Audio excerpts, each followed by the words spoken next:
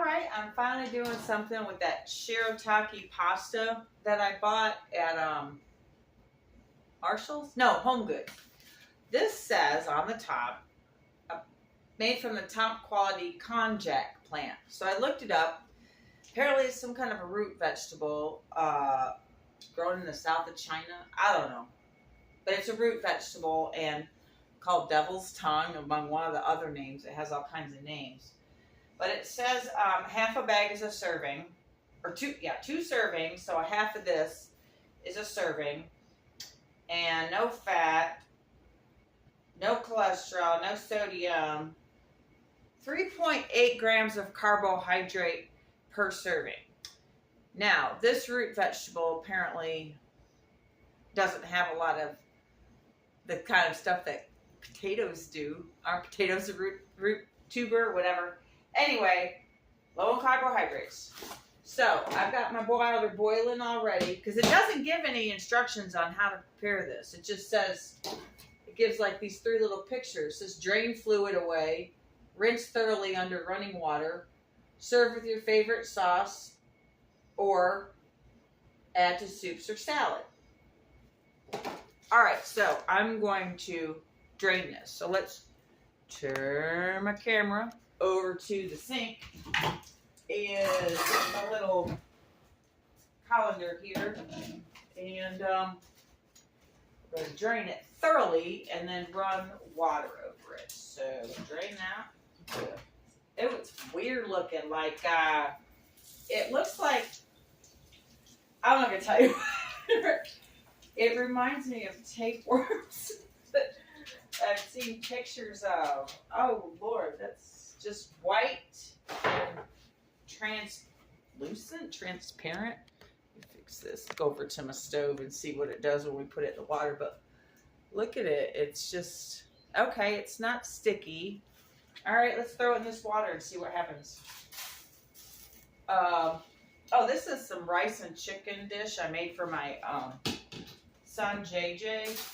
He's at the doing his cardio right now, but doesn't that look good? It's we put it back in the light. It's rice and chicken and greens and some onion, and I measured everything so that it would I could tell him exactly how many calories and everything is in the serving.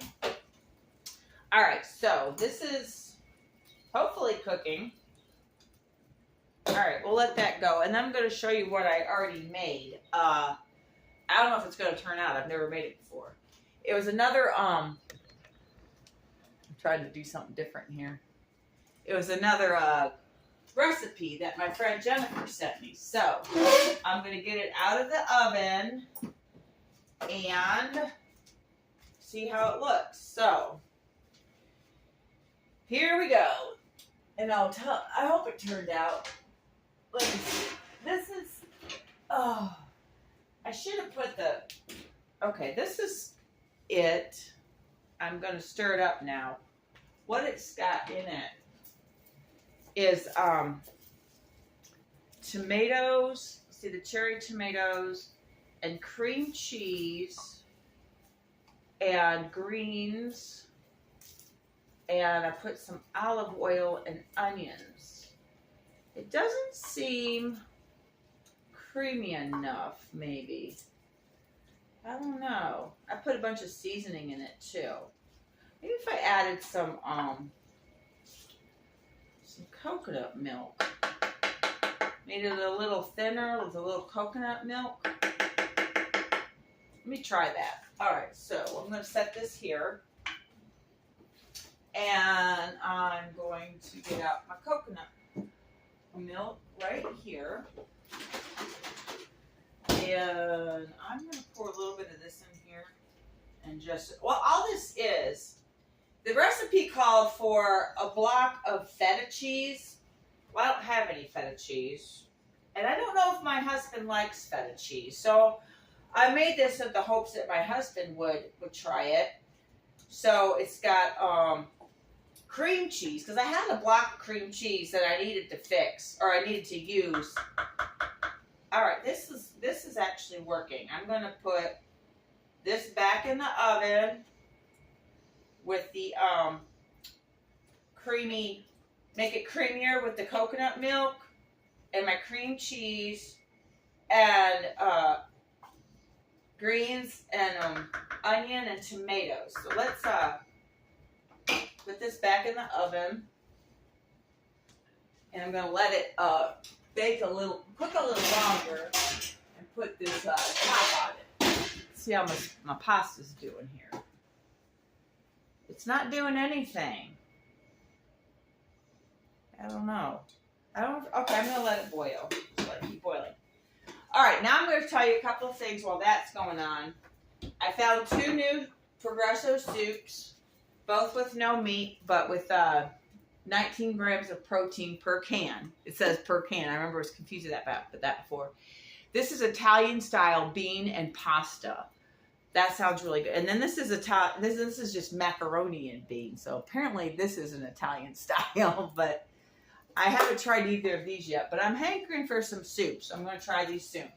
Another thing I wanted to tell you about is for smoothies, I really like to use frozen fruit because the frozen fruit make it all cold. It's kind of slushy, you know, gives it that milkshake consistency. But frozen fruit's kind of expensive.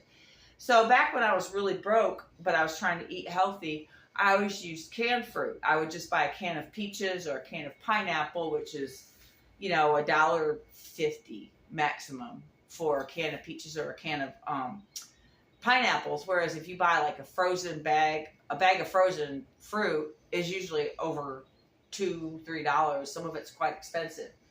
So then I would use ice cubes for my smoothies, and you know, to give that milkshake consistency. But I just figured out recently, put my canned fruit in the freezer, and then you have frozen fruit for a lot cheaper. So that's what I did. I froze some pineapple, and I froze some, the pineapple works great. I froze some peaches too.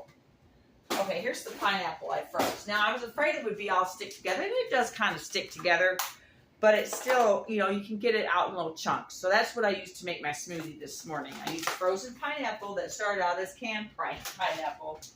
And then I froze my peaches too. Another thing that I like to freeze is I freeze lime wedges. I cut up my limes and freeze the wedges and then use those as ice cubes in my my lemon water.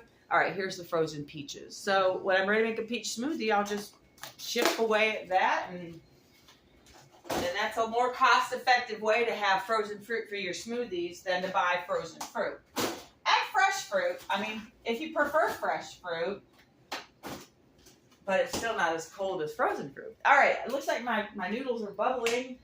All right, so here they are.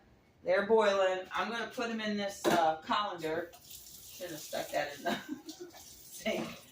All right, so colander, my shirataki, that's what it's called, shirataki pasta.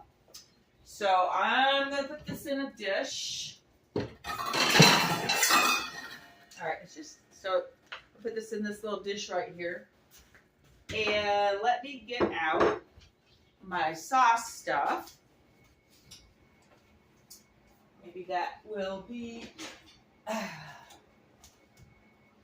that. So what I'm going to do now is try it.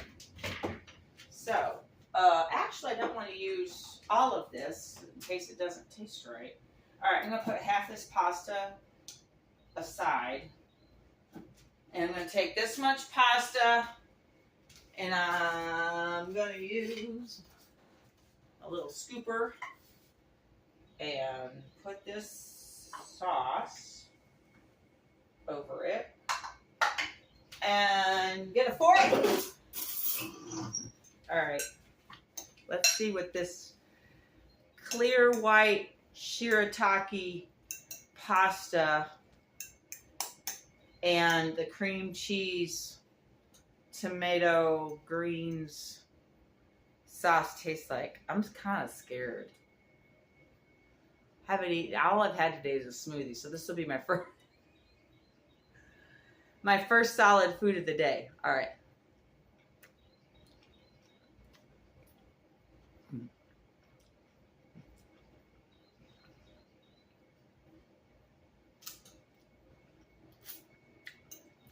It's good. It's get a tomato with it.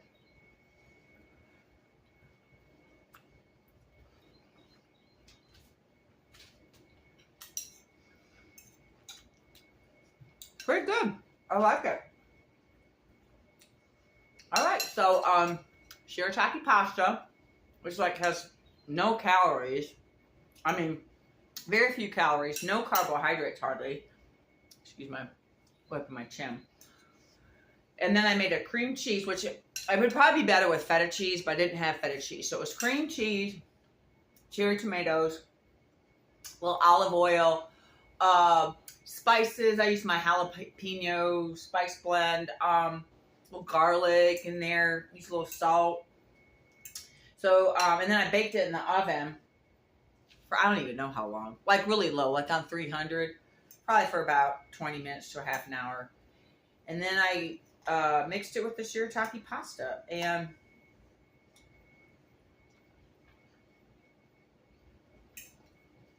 hey, low calorie pasta dish. Really, you can mix it with, I was going to make it with pesto sauce. That's like my favorite go-to in like a quick pasta meal. Yeah, this would be good with pesto sauce. The texture's a little unusual. I might try boiling it more. I don't know. Shirataki pasta. It's good stuff.